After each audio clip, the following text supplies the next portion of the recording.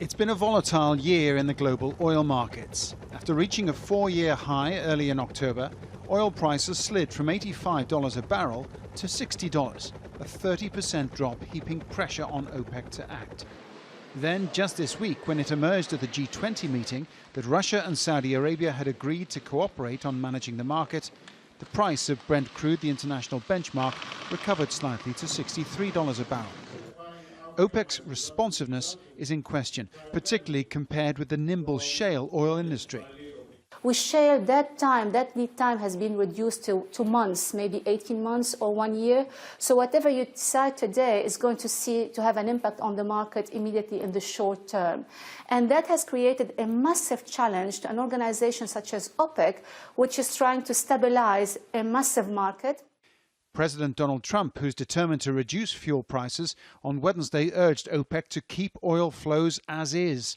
The world does not want to see higher oil prices, he tweeted. There is also tension within OPEC. Qatar has announced it's to leave the group in January. And then there's the relationship between OPEC linchpin Saudi Arabia and the non-OPEC heavyweight Russia. Saudi Arabia has been leading the calls to trim the supply of oil and tackle the global oversupply.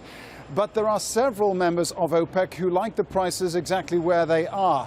And then there's Russia, which is concerned that OPEC is flipping and flapping every time it meets.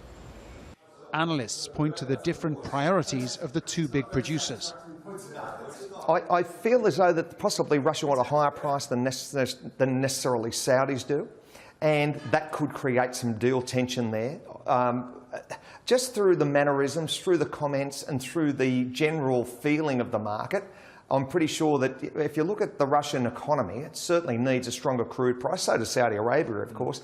But overall, I think that the Russian economy is probably not doing as well as what the Saudis are doing. Ministerial meetings have been taking place ahead of Thursday's gathering in Vienna. A tentative consensus for some kind of supply cap is believed to be taking shape.